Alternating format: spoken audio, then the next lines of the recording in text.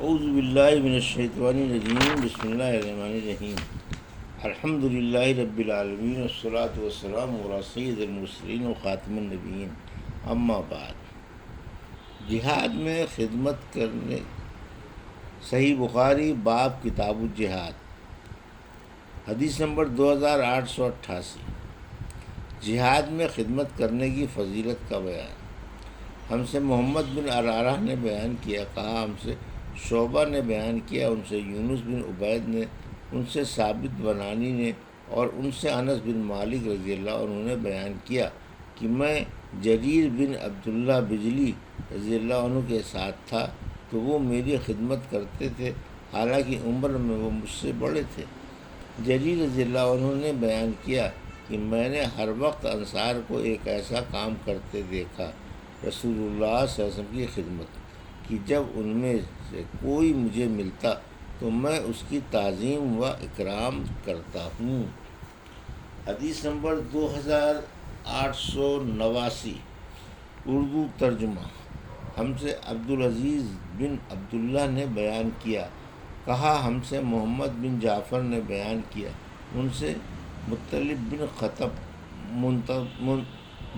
بن منتب کے مولا عمرو بن ابی عمرو نے، اور انہوں نے انس بن مالک رضی اللہ عنہ سے سنا، آپ بیان کرتے تھے کہ میں رسول اللہ صلی اللہ علیہ وسلم کے ساتھ خیبر غزوے کے موقع پر گیا، میں آپ کی خدمت کیا کرتا تھا۔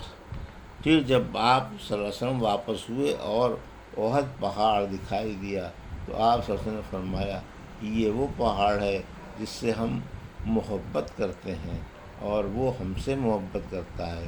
اس کے بعد آپ صلی اللہ علیہ وسلم نے اپنے ہاتھ سے مدینے کی طرف اشارہ کر کے فرمایا، اے اللہ، میں اس کے دونوں پتھریلے میدانوں کے درمیان کے خطے کو حرمت والا قرار دیتا ہوں، جس طرح ابراہیم علیہ السلام نے مکے کو حرمت والا شہر قرار دیا تھا۔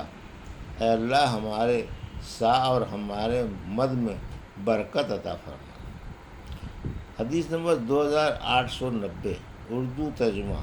ہم سے سلیمان بن داؤد ابو ربیع نے بیان کیا، کہا ہم سے اسماعیل بن زکریا نے، ان سے عاصم بن سلیمان نے، ان سے مورق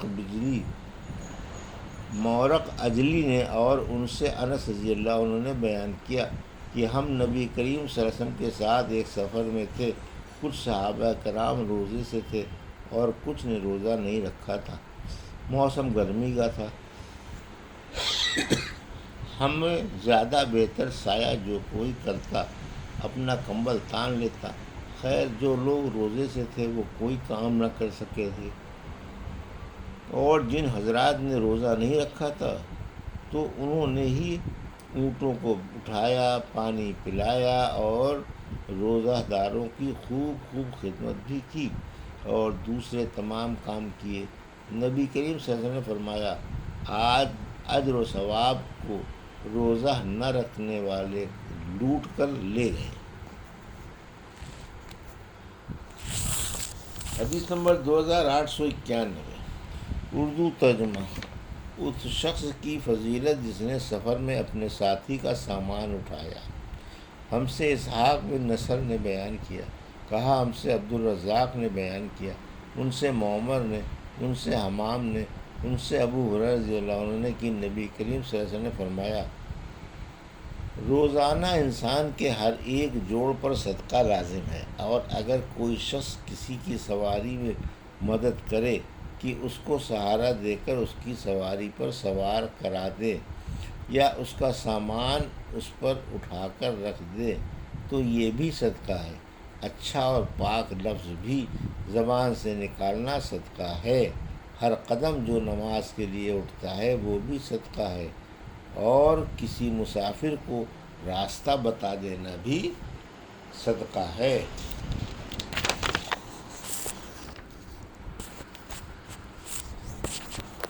حدیث نمبر 2892، اردو ترجمہ۔ اللہ کے راستے میں سرحد پر ایک دن پہرا دینا کتنا بڑا ثواب ہے، اور اللہ تعالیٰ کا ارشاد ہے، ایمان والو، صبر سے کام لو اور دشمنوں سے صبر میں زیادہ رہو اور مورچے پر جمے رہو، آخر آیت تک۔ ہم سے عبداللہ بن منیر نے بیان کیا، انہوں نے ابو نضر ہاشم بن قاسم سے سنا، انہوں نے کہا ہم سے عبد الرحمن بن عبداللہ بن دینار نے بیان کیا، انہوں نے کہا ہم سے ابو حازم سلمہ بن دینار نے بیان کیا، انہوں نے کہا کہ ہم سے ابو حازم سلمہ بن دینار نے بیان کیا، اور ان سے سہل بن سعد سعدی رضی اللہ عنہ نے بیان کیا کہ رسول اللہ صلی اللہ علیہ وسلم نے فرمایا، اللہ کے راستے میں دشمن سے ملی ہوئی سرحد پر ایک دن کا پہرا دنیا و ما فیہا سے بڑھ کر ہے۔ جنت میں کسی کے لیے ایک کوڑے جنتی جگہ دنیا و ما فیہا سے بڑھ کر ہے۔ ایک کوڑے جنتی جگہ دنیا و ما فیہا سے بڑھ کر ہے، اور جو شخص اللہ کے راستے میں شام کو چلے یا صبح کو تو وہ دنیا و ما فیہا سے بہتر ہے۔ حدیث نمبر 2893۔ اردو ترجمہ۔ اگر کسی بچے کو خدمت کے لیے جہاد میں ساتھ لے جائے۔ ہم سے قنیبہ بن سعید نے کہا، ہم سے یعقوب بن عبد الرحمن نے بیان کیا، ان سے عمرو بن عمرو نے، اور ان سے انس بن مالک رضی اللہ عنہ نے کہ نبی کریم صلی اللہ علیہ وسلم نے ابو طلحہ رضی اللہ عنہ سے فرمایا کہ اپنے بچوں میں سے کوئی بچہ میرے ساتھ کر دو جو خیبر کے غزوے میں میرے کام کر دیا کرے جب کہ میں خیبر کا سفر کروں۔ ابو طلحہ اپنی سواری پر اپنے پیچھے بٹھا کر مجھے یعنی انس کو لے گئے۔ میں اس وقت ابھی لڑکا تھا، بالغ ہونے کے قریب۔ جب بھی انس صلی اللہ علیہ وسلم کہیں قیام فرماتے تو میں آپ کی خدمت کرتا۔ اکثر میں سنتا کہ آپ صلی اللہ علیہ وسلم یہ دعا کرتے، اے اللہ میں تیری پناہ مانگتا ہوں غم اور عاجزی، سستی، بخل اور بزدلی، قرض داری کے بوجھ اور ظالم کے اپنے اوپر غلبے سے۔ آخر ہم خیبر پہنچے، اور جب اللہ تعالیٰ نے خیبر کے قلعے پر آپ کو فتح دی تو آپ صلی اللہ علیہ وسلم کے سامنے صفیہ بنت حی بن اخطب رضی اللہ عنہا کے جمال ظاہری و باطنی کا ذکر کیا گیا۔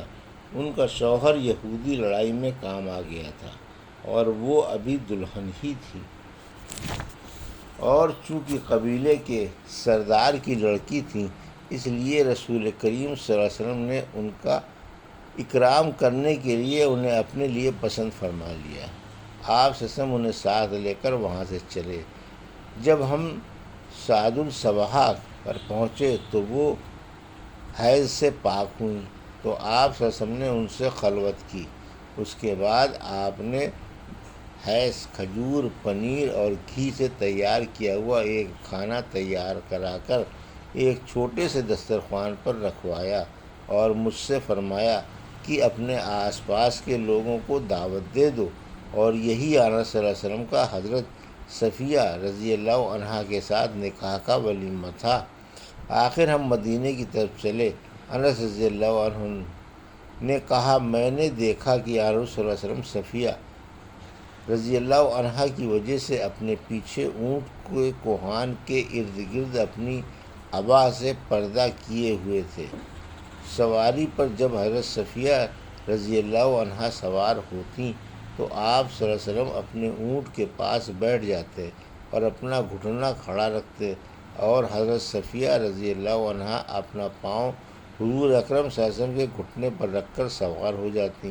اس طرح ہم چلتے رہے، اور جب مدینہ منورہ کے قریب پہنچے تو آپ صلی اللہ علیہ وسلم نے احد پہاڑ کو دیکھا اور فرمایا، یہ پہاڑ ہم سے محبت رکھتا ہے اور ہم اس سے محبت رکھتے ہیں۔ اس کے بعد آپ صلی اللہ علیہ وسلم نے مدینے کی طرف نگاہ اٹھائی اور فرمایا، اے اللہ، میں اس کے دونوں پتھریلے میدانوں کے درمیان کے خطے کو حرمت والا قرار دیتا ہوں، جس طرح ابراہیم علیہ السلام نے مکہ معظمہ کو حرمت والا قرار دیا تھا۔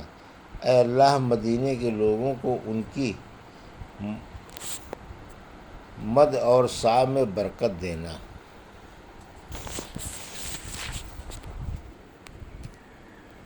یہ تھی صحیح بخاری باب کتاب جہاد کی حدیث نمبر 2800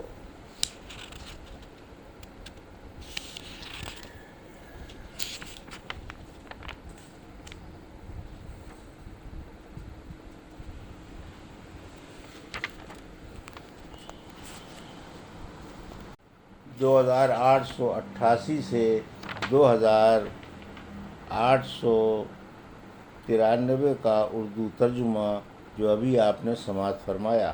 اللہ سے دعا ہے کہ اللہ میں ان حدیثوں کی صحیح سمجھ عطا فرما اور ان پر عمل کرنے کی توفیق عطا فرما۔